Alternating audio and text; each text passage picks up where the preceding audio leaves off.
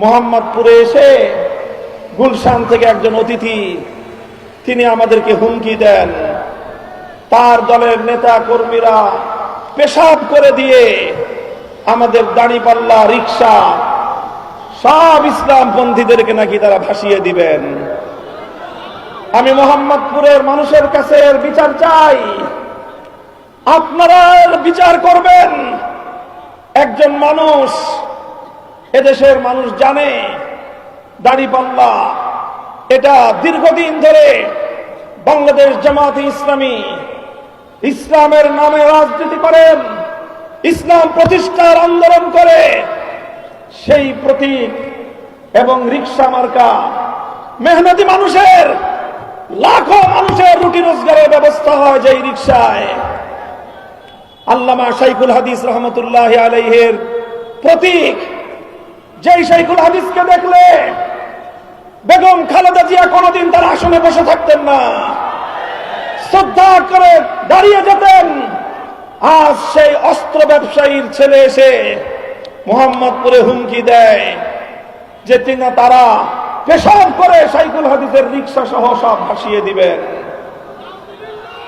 আমি জানতে চাই এই আস্পর্ধা সে কোথায় পেল? তার নির্বাচনী প্রচারণায় কোথাও বাংলাদেশ জাতীয়তাবাদী দল বিএনপির নামটুকু পর্যন্ত রাখে নাই। সে এনডিএম এর অস্ত্রের ব্যবসায়ীর সন্তান মোহাম্মদপুরে এসে পেশাব করে যদি অপবিত্র করতে চাও, মোহাম্মদপুরের মানুষ নিজেদের এলাকার পবিত্রতা রক্ষা করার জন্য নিজেরাই উদ্যোগ নেবে ইনশাআল্লাহ।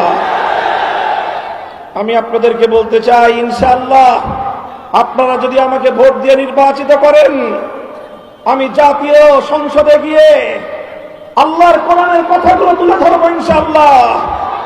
আল্লামা সাইদি রহমতুল্লাহ আলাইহি যেভাবে সারা বাংলাদেশে কোরআনের কথা আওয়াজ তুলবার পর জাতীয় সংসদে আল্লাহর কোরআনের ভাষ্যকার হিসেবে ভূমিকা পালন করেছেন, ইনশাআল্লাহ আমিও আল্লাহর কোরআনের কথাগুলো জাতীয় সংসদে তুলে ধরতে চাই।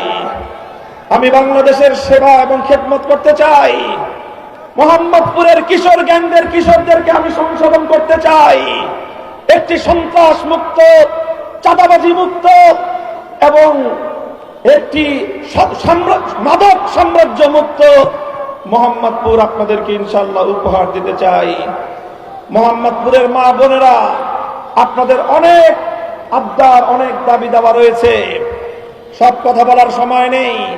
নির্বাচিত হলে অন্তত আমাদের এই বৃহত্তর মোহাম্মদপুরের মধ্যে শুধু মা বোনদের জন্য নিরাপদে বিচরণ করার জন্য এবং বিনোদনের জন্য একটি সুন্দর এমন একটি পার্ক তৈরি করব ইনশাআল্লাহ, যেখানে নিরাপদে আমাদের মা বোনেরা সকাল সন্ধ্যা একত্রিত হতে পারবেন, সামাজিক কর্মকাণ্ডে মিলিত হতে পারবেন এবং তাদের জন্য নিরাপদ পরিবেশে তারা সেখানে বিনোদন এবং পায়চারি করতে পারবেন ইনশাআল্লাহ।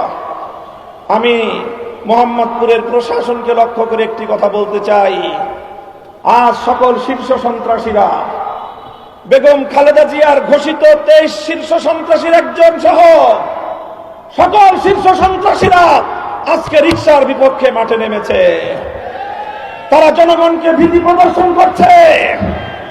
এই সকল শীর্ষ সন্ত্রাসীরা যারা জেলে বন্দী থাকার কথা, তারা আমার মোহাম্মদপুরে এসে আমার ভোটারদেরকে ভীতি প্রদর্শন করবে, এই দৃশ্য আমরা দেখতে চাই না।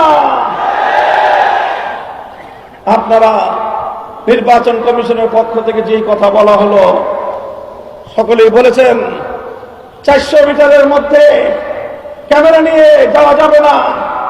তার অর্থ এটা ভয়াবহ এক ইঙ্গিত করছে। আমি নাহিদ ইসলামের সাথে সুর মিলিয়ে বলতে চাই, আমরা অনেক সংগ্রাম করেছি, 15 বছর লড়াই করতে করতে আমরা ক্লান্ত। এবার বাংলাদেশটা গড়ার জন্য একটু মনোযোগী হয়ে আমরা শান্তিপ্রিয়ভাবে কাজ করতে চাই। জনগণের ভোটের অধিকার যে রক্তের মাধ্যমে প্রতিষ্ঠিত হয়েছে, যদি এই সকল দুরভিসন্ধির মাধ্যমে জনগণের ভোটাধিকার নিয়ে ছিনিমিনি খেলবার কোন পায়তারা করেন, আমরা আবার জুলাই যুদ্ধের হাতিয়ার দিয়ে মাঠে নামবো। কিন্তু